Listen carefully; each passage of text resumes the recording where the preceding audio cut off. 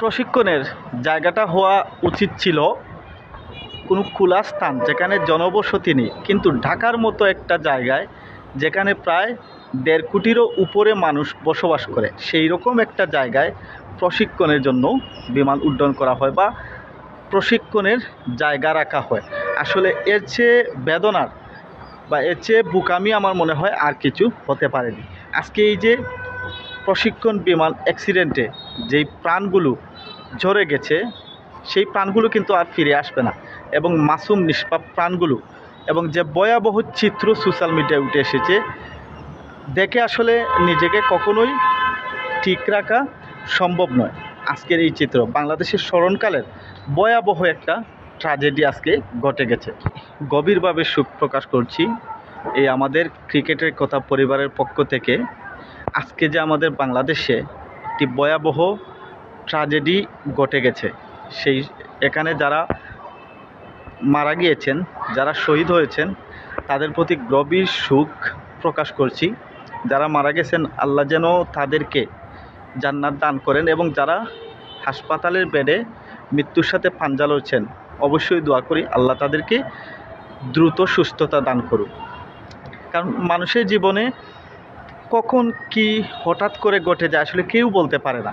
এই বাচ্চাগুলো প্রতিদিন যেভাবে তারা স্কুলে আসছিল, মা বাবার কাছ থেকে বিদায় নিয়ে, মা বাবাকে বিদায় জানিয়ে প্রতিদিনের মতোই আসছিল। অনেকের মা বাবা গার্জিয়ানরা তাদেরকে স্কুলের গেইটে এসে নামিয়ে দিয়ে যাচ্ছিল। আসলে কেউ তখন কল্পনাও করেনি যে তার এই সন্তানটি আজকে আর ঘরে ফিরবে না, কিংবা এই বাচ্চাগুলো আসলে কখনো কল্পনাই করেনি তাদের হয়তো আজকে জীবনের শেষ দিন হয়ে যাবে। কেউ পুরা শরীর নিয়ে যেতে হবে হাসপাতালে মৃত্যুর সাথে পাঞ্জা লড়তে হবে, কিংবা কেউ আর বাসায় ফিরে যেতে পারবে না, পুরা শরীর নিয়ে যেতে হবে কবরে। আসলে এই বাচ্চাগুলো কেউ কল্পনাই করেনি। আর আমাদের দেশের বলতে পারেন যে এটা স্মরণকালের ভয়াবহ একটা ট্র্যাজেডি। একবার যদি ওই বাচ্চাগুলোর স্থানে নিজের বাচ্চা, নিজের ভাই বোন, কিংবা নিজেকে তাদের বাবা মার জায়গায় কল্পনা করে দেখেন, যে আপনি খবরের কাগজে দেখেছেন, দেখে সেই স্কুলে আপনি গেছেন, গিয়ে আপনার সন্তানকে খুঁজে পাচ্ছেন না, আপনার ভাইকে খুঁজে পাচ্ছেন না, আপনার বোনকে খুঁজে পাচ্ছেন না।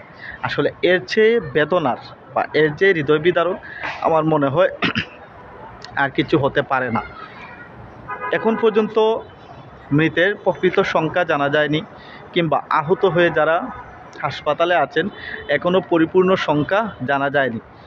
আমাদের বাংলাদেশের সেনাবাহিনী, বিমান বাহিনী, ফায়ার সার্ভিস সবাই কিন্তু উদ্ধার কাজে সহযোগিতা করছে এবং উদ্ধার কাজ চলছে। এখনও পুরোপুরি হতাহতের সংখ্যাটা প্রকাশ হয়নি, হয়তো কিছুক্ষণ পরেই নিউজে পুরোপুরি সংখ্যাটা আসতে পারবে। কিন্তু এই যে বাচ্চাগুলো জীবন জড়ে গেছে, আসলে এই জীবনগুলো কি আর কখনো ফিরে পাওয়া সম্ভব?